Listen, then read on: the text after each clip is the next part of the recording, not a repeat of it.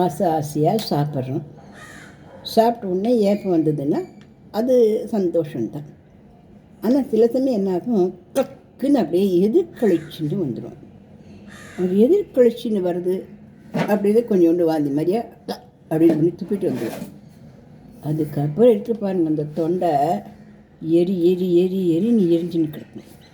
இது ஏன் அப்படி ஆகுது அப்படின்னா, உணவு குழலுக்கும் நம்மளோட தொண்டை கீழே இருக்கு இல்லையா, வயிறு, அந்த குழலுக்கும் வயத்துக்கும் நடுவில் ஒரு சின்னதான ஒரு வால்வு இருக்குது. அது சில பேருக்கு திறந்துக்கும். அது சக்தி போகாத வயசான காலத்தில் கொஞ்சம் திறந்து கொடுக்கும். சில பேருக்கு சின்ன வயசில் கூட அந்த மாதிரியான ஒரு அமைப்பு இருக்கும். இப்படிப்பட்டவளுக்கு சாப்பிட்டு ஏப்ப விட்டோம் அப்படின்னால கிளிக்குன்னு அப்படியே தொண்டையெல்லாம் எரிய ஆரம்பிக்கும்.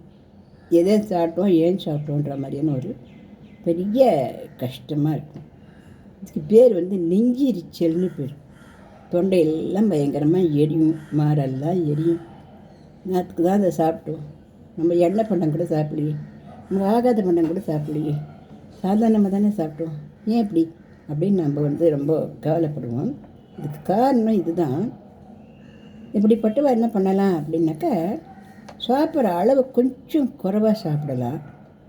என்னென்ன உணவுகள் நமக்கு சாப்பிட்டா அந்த மாதிரி எதுக்கழிச்சின்ன மாதிரி வருது அப்படிங்கிறத நம்மளே கவனிக்கணும். இப்போ நம்ம காஃபி சாப்பிட்டோம், அதனால் நமக்கு அந்த மாதிரி கொஞ்சம் எதுக்கழிச்சின மாதிரி வந்தது அப்படின்னா காஃபியை நிறுத்திடுறது நல்லது. ஏன்னா நம்ம சாப்பிட்ற உணவு நமக்கு உடம்புக்கு நல்லது பண்ணணும், தீமை பண்ணக்கூடாது இல்லையா. இப்போ கோதுமையில் பண்ண சப்பாத்தி, பூரி அல்லது ப்ரெட்டு இந்த மாதிரி எதாவது சாப்பிட்டுட்டு இருந்தோம். அந்த நேரத்தில் இந்த மாதிரி இது கழிச்சுன்னு வருது அப்படின்னா அந்த கோதுமை, மைதா, சப்பாத்தி இந்த மாதிரியான பொருட்களை நம்ம உணவுலேருந்து கொஞ்சம் நாளைக்கு நிறுத்தி பார்க்கலாம். இது சாப்பிடாமல் இருந்து பார்க்கலாம், இப்போ அந்த மாதிரி வருதா இல்லையான்னு. இந்த மாதிரி நம்மளுக்கு நாம்ளே யோசனை பண்ணிக்க முடியும். வேறு வழியே இல்லை. ஹோட்டலில் தான் நான் தினம் சாப்பிடணும், எனக்கு வீட்டில் சாப்பிட்ற பழக்கம் இல்லை, அல்லது வீட்டில் பண்ணி சாப்பிட்ற டைம் இல்லை, ஆஃபீஸ்க்கு ஓடி ஆகணும், 7 மணிக்கு 6 மணிக்கெல்லாம் போய் ஆகணும். அங்கே போய் ஹோட்டலில் என்ன இருக்கோ ஆஃபீஸ் நடுவில் டயத்தில் சாப்பிட்டு தான் வந்தாங்க அப்படின்னு இருக்கிறவளாக இருந்தால் கூட என்ன பண்ணலாம் அப்படின்னாக்க, இப்போ எண்ணெய் பண்டமாக இல்லாமல் ஒரு இடியாப்பம், இட்லி, அது மாதிரி ஆவியில் வேக வச்ச கொழுக்கட்டை, இந்த மாதிரி எண்ணெய் குறைவாக இருக்கக்கூடிய உணவுகளை, காரம் குறைவாக இருக்கக்கூடிய உணவுகளை எடுத்துக்கலாம். ஒரு பாட்டில் நிறைய நல்லா மோரை குழப்பி உப்பு போட்டு அதில் 2 சீரகத்தை பொடி பண்ணி போட்டு எடுத்துன்னு போயிட்டு நம்ம சாப்பிட்டுட்டு ஒரு அரை மணி நேரம் கழித்து ஒரு வாயாக அந்த மோர் சாப்பிட்டுட்டே இருந்தோம்னா கொஞ்சம் நாளைக்குள்ள இந்த தொண்டை எரிச்சல் அப்படிங்கிறது நமக்கு நீங்கி போகும். இந்த மாதிரி ஒரு வழி அதுக்கு இருக்குது. பால் சம்மந்தப்பட்ட பொருள்கள் சாப்பிட்டா சில பேருக்கு நெஞ்செரிச்சல் வரும். பால் போயா அப்படின்னு நம்ம நினைக்கிறோமே, எது நம்ம வயத்தில் ஜீரணமாக்க மாட்டேன் அப்படின்னு சொல்கிறதோ அந்த பொருள் நம்ம நெஞ்சிலேயே என்ன பண்ணுவோம், திருப்பி எது கழிச்சுன்னு வேண்டாம் அப்படிங்கிற மாதிரி தொண்டையில் நிற்கும். தொண்டையிலேயே அடிச்சுட்டு இருக்க மாதிரி சாப்பிட்ட உணவு தொண்டையிலேயே இருக்க மாதிரி இருந்தால் ஒரு மாதிரி ஜிகிப்சியாக இருக்கும் நமக்கு. அப்படி வழக்குன்னு வெளியில் வந்தாலும் அதுக்கு மேலே அந்த எரிச்சல் நமக்கு தாங்க முடியாததாக இருக்கும். இப்போ பால் பொருட்கள், இந்த மாதிரி பாலில் பண்ண பால் கோவா அல்லது கஞ்சி, பால் குத்தின கஞ்சி, இந்த மாதிரி பாயசம், இந்த மாதிரி சாப்பிட்ருந்தோம்னாக்கா அதெல்லாத்தையும் நம்ம நிறுத்திடுறது தான் நல்லது. ஏன்னா அது நமக்கு ஒத்துக்கலை. நம்ம சாப்பிட்றதுன்றது நம்ம வயிற்றுக்கு எது ஒத்துக்கிறதோ அதை சாப்பிட்டு நம்ம ஜீரணம் பண்ணுறதா ஒத்துக்கிறதுங்கிறது. அது உடம்புக்கு ஆகாததெல்லாம் சாப்பிட்டு என்ன சந்தோஷப்படுத்துகிறோம். அதனால் டைஜஷன் சக்தி சில பேருக்கு குறைவாக இருக்கும், செரிமானம் பண்ணுற சக்தி சில பேருக்கு குறைவாக இருக்கும். 4 மணி நேரத்துக்கு ஒரு முறை சாப்பிடவும் அப்படின்னு நம்மளாம் சின்ன வயசில் படிச்சுருக்கோம். ஆனால் 4 மணி நேரத்துக்கு கூட சாப்பிட்றது சில பேருக்கு 6 மணி 8 மணி நேரத்துக்கு ஒரு இருந்தால் ஜீரணமே ஆகிருக்கும். அந்த மாதிரி கொஞ்சம் நாள் கழிச்சு ஜீரணமாகிறவா அல்லது செரிமான சக்தி குறைவாக இருக்கிறவா அப்படிலாம் இப்போ 6 மணி நேரம் 8 மணி நேரம் சாப்பிடாமல் உட்காந்துருக்க முடியுமான்னு அப்படி அர்த்தம் இல்லை. கொஞ்சமான உணவை நம்ம சாப்பிட்டுக்கணும். இப்போ நம்மளுக்கு 4 இட்லி சாப்பிட்டா வயிறு ரொம்புறது அப்படின்னாக்கா நம்ம அந்த இடத்துல 2 இட்லி சாப்பிட்டுக்கலாம். போகாது மாதிரி தான் இருக்கும். என்னடா பிசிஞ்சு இந்த மாதிரியா சாப்பிட்டுன்னு இருக்கிறது, இது போய் எத்தனை சாப்பிட்றதே பண்ணிட்டு இருக்குது, வேறு வேலை இல்லையான்னு தோணும். ஆனால் நம்ம உடம்பு நம்ம நல்லா எனர்ஜியாக வச்சுட்டோம்னா நம்மளால் பண்ண முடியாது. தொண்டையில் போய் எரிஞ்சிட்டே இருந்ததுன்னா நம்மளால் எந்த வேலையிலையும் கான்சன்ட்ரேட் பண்ண முடியாது. அதனால் நம்ம உடம்பை நம்ம பார்த்துக்கிறது ரொம்ப ரொம்ப முக்கியம்.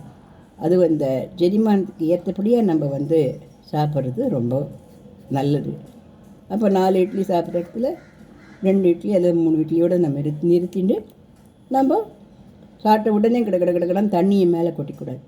சாப்பிட்டு ஒரு 1/2 மணி நேரம் கழித்து ஒரு 1/2 டம்ளர் தண்ணி குடிச்சிட்டு அதுக்கப்புறம் கொஞ்சம் நாள் கழித்து எவ்வளோ தண்ணி வேணும் நம்ம எவ்வளோ தாகம் இருக்கிறதுக்கு ஒரு தண்ணி வேணும் நம்ம குடிச்சிக்கலாம். சீரகம், ஒரு ஸ்பூன் சீரகத்தை நல்லா ஒரு 4 டம்ளர் தண்ணியில் கொதிக்க வச்சு அதை வடிகட்டி ஆஃபீஸ் போகிறதா கூட அதை பாட்டிலில் கொட்டி எடுத்துன்னு போய்க்கலாம். இந்த சீரக தண்ணி அப்பப்போ ஒரு ரூபா கொடுத்தீங்கன்னா அந்த நெஞ்சு எரிச்சல், வயத்துக்குள்ளே இருக்கிற எரிச்சல், இந்த ஹார்ட் பர்ன்னு சொல்கிறாங்க, இந்த மார்லாம் வலிக்கிற மாதிரி என்னோட ஹார்ட் அட்டாக்கிட்டோன்னு வந்து தொலைக்கு பார்த்தோன்னா நான் இப்படி வலிக்குது அப்படின்னு நம்ம நினச்சிவால உண்மையில் இந்த அமில தண்ணி அப்படி மேலே அது நம்ம உணவை ஜெரிக்கிறதுக்கோசரம், நம்ம உணவை அது மாவாக்கிறதுக்கோசரம் உள்ள கூட ஒரு அமிலம், அது அமிலத்தன்மை உடையது. அமிலம்னா நான் புளிப்பு, அந்த புளிப்பு சுரக்குன்னு தொண்டையில் நிமித்தினாக்கா அடைச்சிட்டுதுன்னா நமக்கு அது எரியறது, அப்புறம் எதுவும் சாப்பிட முடியாமல் போயிடுது. தண்ணி கூட சில பேர் குடிக்க முடியாது, பாவம் கஷ்டப்படுவேன். உடனே நம்ம என்ன பண்ணுவோம், தொண்டை எரியதுன்ற ஜில்லுன்னு கோகோலவோ ஜில்லுன்னு ஒரு தண்ணியோ இல்லை பான் தண்ணியோ மொண்டு கொட்டிப்போம். அது என்ன சாப்பிட்டாலும் அது தொண்டை எரிச்சல் போகாது. இதுக்கு இப்படி தான் வழி. இதுக்கு ஆலிவரா சிரப் அப்படின்னு கடைகளில் விற்க, நாட்டு மருந்து கடைகளில் கேட்டால் கொடுப்பா. அந்த ஆலிவரா சிரப்பு தூங்கி எழுந்த உடனே எம்டி ஸ்டமக்கில் ஒரே ஒரு ஸ்பூன் குத்தி ஒரு டம்ளர் தண்ணியில் குத்தி கலக்கி சாப்பிடலாம். அதெல்லாம் எங்கே கிடைக்கும், ஆலிவரா கிணக்கும் எங்கே போடுறது அப்படின்னாக்க நம்ம ஈஸியான வழி என்னென்னா சீரக வாட்டர். 4 டம்ளர் தண்ணி வச்சு ஒரு ஸ்பூன் சீரகம் போட்டு கொதிக்க வச்சு மஞ்சளாக வரும் அந்த தண்ணி, அதை நம்ம பாட்டில் குத்தி எடுத்துன்னு போய் சாப்பிட்டுக்கலாம். கொஞ்சம் நாளைக்கு ஒரு தருவோம் அதை பண்ணலாம். நம்ம இல்லைன்னாக்கா நாட்டு மருந்து கடையில் அதிமதுரம் அப்படின்னு ஒன்று விற்கும். மாத்திரையாகவும் விற்கும், பொடியாகவும் விற்கும். பொடினாக்கா ஒரு டம்ளருக்கு 1/2 ஸ்பூன் பொடி போட்டுனா போதும், இல்லை 1 ஸ்பூன் கூட போட்டுக்கலாம். அது பயமில்லாத ஒரு அதிமதுரங்கிறது பயமில்லாத தான். சர்க்கரை நோயாளிகளாக இருந்தால் கூட அந்த அதிமதுரத்தை எடுத்து தீட்டினால அவளுக்கு எந்த கெடுதலும் வராது. இந்த அதிமதுரம் அப்படின்னு மாத்திரைகளாக வாங்கி வச்சுன்னு காலையில் 2 மாத்திரை, மதியம் 2 மாத்திரை, நைட் 2 மாத்திரை அப்படி சாப்பிட்டுக்கலாம். அது மாத்திரை இந்த வாயில் சப்பி கூட சாப்பிட முடியும். காரமாக இருக்காது, கசப்பாக இருக்காது, ஒன்றும் இருக்காது, திப்பாக தான் இருக்கும். அதனால் அதை சாப்பிட முடியும். இந்த அதிமதுரம் நமக்கு நல்லதை பண்ணும். இன்னொன்று என்னது அப்படின்னாக்கா அம்மான் பச்சரிசி. அம்மான் பச்சரிசின்னு ஒன்று இருக்குது. அது அரிசி வகையெல்லாம் இல்லை, அது ஒரு விதை. அம்மான் பச்சரிசிங்கிறது அது ஒரு பொடியாட்டம் விற்கும், இல்லை விதையாட்டம் விற்கும். கடைகளில் கேட்டால் நமக்கு தெரியும் அம்மான் பச்சரிசி அப்படின்னு கேட்டோம்னா அம்மான் பச்சரிசி பொடின்னு. அதை ஒரு 1/2 ஸ்பூன் போட்டு காலையில் எம்டி ஸ்டமக்கில் ஒரு டம்ளர் தண்ணியில் போட்டு கரைச்சி குடிச்சிட்டோம்னா கூட அது கூட இந்த அதே முதல் 2 எடுத்துக்கலாம். இப்படிலாம் பண்ணோம்னா இந்த தொண்டை எரிச்சல் அப்படிங்கிறது உடனே நல்லா குறையும். நம்ம உடம்புக்கு ஏற்ற ஜீரணமாக்கக்கூடிய உணவுகளை நம்ம சாப்பிட்டுக்கணும். சில பேருக்கு கொஞ்சோன்னு சாப்பிட்டோன்னா வயிறு புஷ்ஷுன்னு உப்பிண்டு அப்படியே நெஞ்சடைக்கிற மாதிரி கிடைக்கும். இதனால நிறைய பேர் சாப்பிடவே மாட்டேன். அதனால் அல்சர் வந்துடும், புண்ணு வந்துடும், வயிறுலாம் புண்ணு வந்துடும். சாப்பிடாம இருந்தாலும் அது என்ன பண்ணும், வயிறு நமக்கு உணவை ஜெரிக்கிறதுக்கோசரம் வர அந்த அமிலம் உணவு இல்லைன்னாக்கா வயிற்றையே நல்லா அரிச்சிவிடும், அது புண்ணாக போடும். அதனால் சாப்பிடாமல் இருக்குதும் தப்பு. இப்போ திருவள்ளுவர் சொன்னோம்னா பெய்தும் கெடுக்கும், பெய்யாமலும் கெடுக்கும் மழை அப்படின்னு சொன்னது மாதிரியா சாப்பிடணும். வயிற்றுக்கு எது ஆகுமோ அதை சாப்பிடணும். திட்டமான அளவில் சாப்பிடணும்.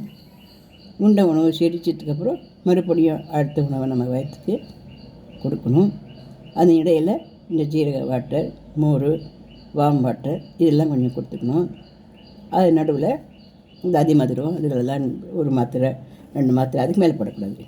அந்த மாதிரி ஒரு வேளைக்கு போட்டுக்கலாம், 2 வேளைக்கு போட்டுக்கலாம். அது அப்படியே அந்த தொண்டை வலி, தொண்டை எரிச்சல் எல்லாம் நல்லா நீக்கும். மலச்சிக்கல் இல்லாமல் நம்ம பார்த்துக்கணும். ஏன்னா மலம் கழிக்கலை அப்படின்னா குடலில் அழுக்குகள் தங்கி இருந்ததுன்னா நம்ம சாப்பிட்ற மேலே சாப்பிட்ற உணவுகள் எதிர்கழிச்சுன்னு தான் வெளியில் வர ஆரம்பிக்கும். அதனால் நல்லா மலம் கழிக்கணும். நல்லா மலம் கழிக்கணும்னு என்ன பண்ணணும், நைட் நல்லா தூங்கணும், இல்லாட்டா மலமெல்லாம் கழிக்க முடியாது. ஏன்னா நைட் நல்லா தூங்குற சமயத்தில் தான் நம்ம மலக்குடல், நம்ம சிறுநீரகம், நம்ம ஹார்ட்டு, நம்ம மூளை, நம்ம கல்லீரல், நம்மளோட ராஜ உறுப்புகள்லாம் அப்போ தான் வேலை செய்ய முடியும். அதெல்லாம் மாட்டேன், என் தூக்கமே வரல அப்படின்னு படுத்து காலை 4 மணிக்கு முடிச்சுன்னு அந்த 5 மணிக்கு போய் பாத்ரூமில் உட்காந்து டாய்லெட்டில் உட்காந்தா ஒன்றும் வராது. ஏன்னா அதுக்குன்னு ஒரு டைம் வச்சுட்டு இருக்குது. நம்ம வெளியில் கிளாக்கில் நம்ம ஒரு டைம் வச்சுன்னு பண்ணுற மாதிரி உடம்புக்குன்னு ஒரு டைம் வச்சுன்னு இருக்குது. அப்போ நைட்டில் தூங்கச்ச தான் அந்த உள் உறுப்புகளான இதுகள்லாம் ராஜ உறுப்புகள்லாம் நமக்கு வேலை செஞ்சு அடுத்த காலத்தில் ரெடியாக நமக்கு அந்த அழுக்குகள் வெளியில் தள்ளுறதுக்கு பாத்ரூம் போகிறதுக்கெல்லாம் ரெடியாக இருக்குது. நம்ம ஏதோ காரணத்தினாலேயோ அல்லது சீக்கிரம் ஏந்துக்கலாம், நாளைக்கு தூங்கி போயிட்டோம், ஆஃபீஸ் நாளே எடுத்து வெளில ஸ்கூல் நாளை எடுத்து இல்லை அதெல்லாம் போய் உட்காந்துட்டா 1/2 மணி ஆகும், அதிலே நாளை அடிச்சுன்னு போடும், பஸ் வந்துடும். இப்படி ஏதோ ஒரு அவசரத்தில் நம்ம அதெல்லாம் இக்னோர் பண்ணோம்னா அதெல்லாமே நமக்கு இந்த நெஞ்செரிச்சல், வாமிட் வருது, வயிற்று வலிக்குது, இதெல்லாம் பண்ண ஆரம்பிச்சிடும். அதனால் நம்ம உணவுனுடைய ஆரோக்கியம் ரொம்ப முக்கியமானது. அதில் என்னென்ன உணவுகள் சாப்பிட்டா நமக்கு சரியாக செரிக்கிறது நல்லா இருக்குது, எது நமக்கு உடம்புக்கு ஆகலைங்கிறத நம்ம அதில் கொஞ்சம் இன்ட்ரெஸ்ட் எடுத்துட்டு சாப்பிடணும்.